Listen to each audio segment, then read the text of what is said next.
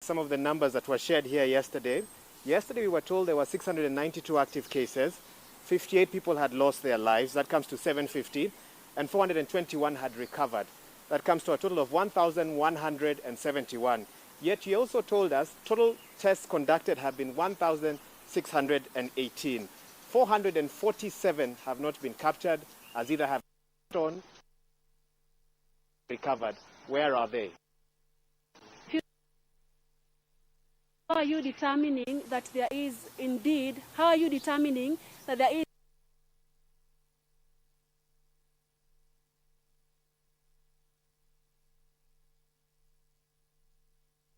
expect spread when most of Kenyans know that we are reporting more cases each day, or each time we take more samples than we expect more cases to be reported? Probably you can tell us what exactly are you using to tell you that there is an increase in community spread?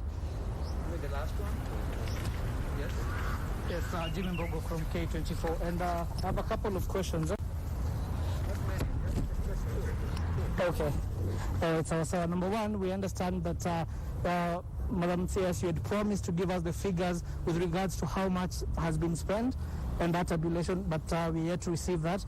Number two, the budget is yet to be read, and we just want to know what is the proposal or what is the Ministry of Health looking to get from this budget. Thank you for your questions, and I'll begin with the last question concerning the expenditure and the figures that we were to share with you. And indeed, this is a process that is underway, and we still remain committed to share these figures with you. The NERC and the COVID Technical Task Force continue to compute, one, the expenditures that have happened thus far, and two, necessary resources that will be required in terms of sustaining the COVID-19 response. And so this will be shared, and most importantly, this will also be articulated in the request when it comes to the budget for the coming financial year, amongst other priorities in the Ministry of Health, including the Universal Health Coverage Agenda. And so I do ask for your patience. Following procedures and protocols, this information shall be shared with you. Regarding, and I think I'll leave Wahiga's question for last because it was perhaps the most mathematical one. I'll get to Purity's question regarding how have we determined that we've established community transmission. When we look back to the genesis of COVID-19 in the country, I think we were able to see that our first initial cases were cases who had had a contact when it came to importation of the disease from people who had come from countries where COVID-19 had been established. And as we shared in several briefings and presentations, we were able to share with you what the link of transmission looks like, highlighting several cases, including case number 44 and many other cases that we've had, and trying to look at what were the contacts of these cases, when were these contacts held, and therefore coming to a determination of whether we've established community transmission in the country. And the DG has been very clear in the past in terms of our incoming positive cases, considering that we've actually stopped incoming flights. It is clear that the disease is now amongst us. And especially when we review our contact tracing data, we're able to actually follow those links and chains.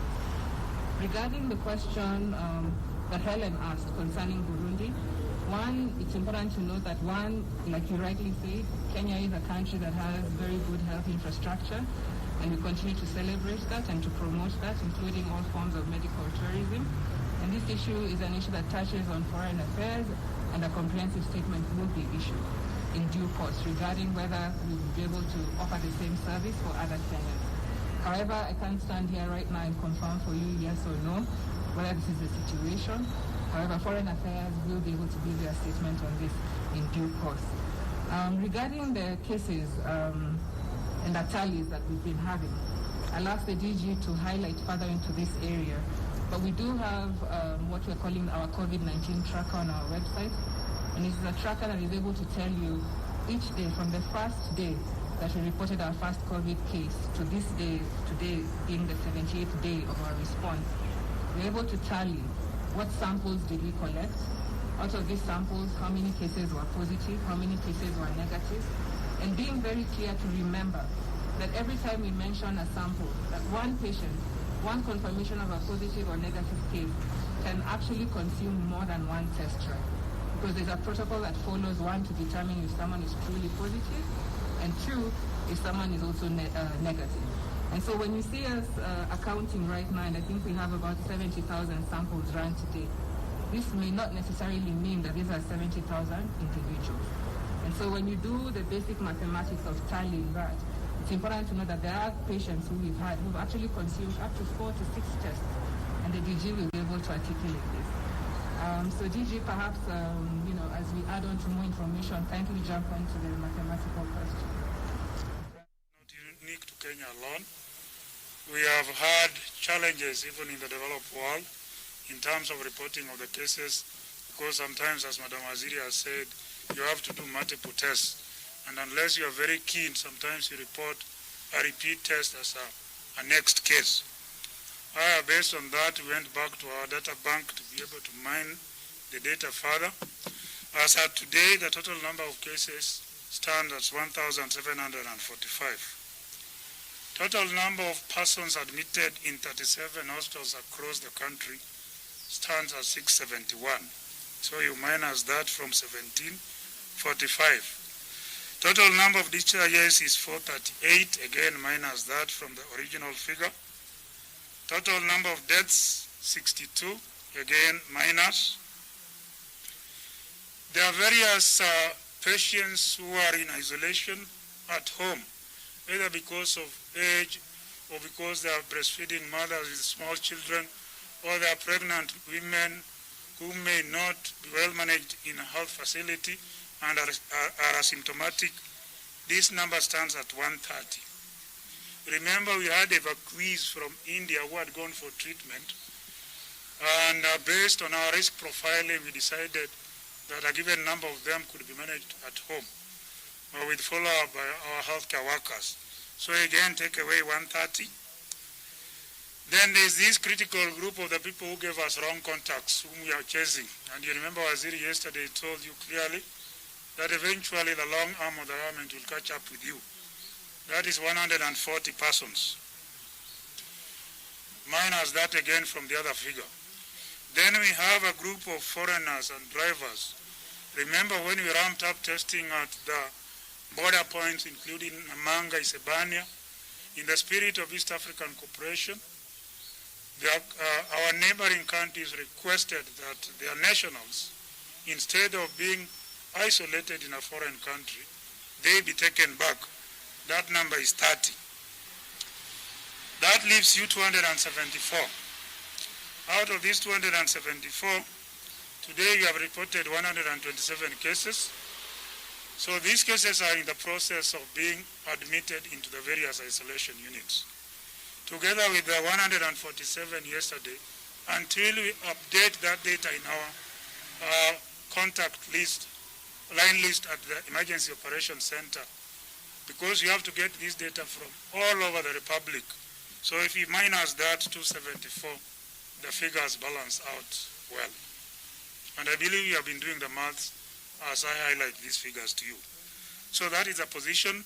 Further, to be able to avoid this in future, we have refined our template together with our partners to ensure that we are able to capture this information real time as the data is generated from the counties. Remember now with the community transmission, the battle shifts from the capital city, Nairobi, even though we still report more numbers here in Mombasa, but a significant number of counties, now standing at 32, have recorded cases. So as these cases come from the counties, we want to capture that data real time so that our figures continue to add up. Thank you. Yes, sir.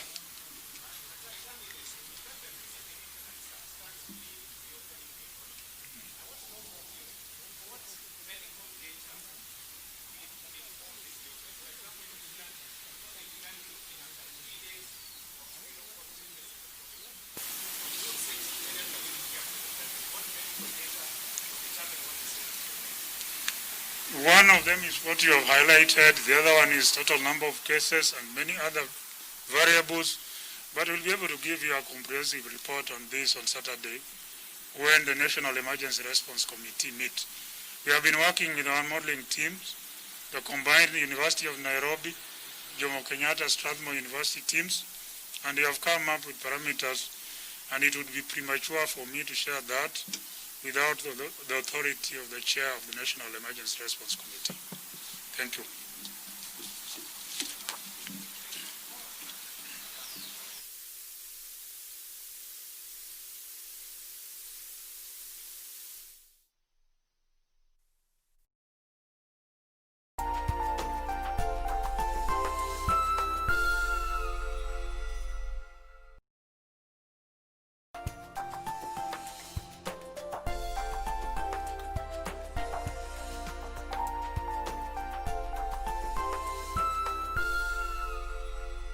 On the next episode of Corner.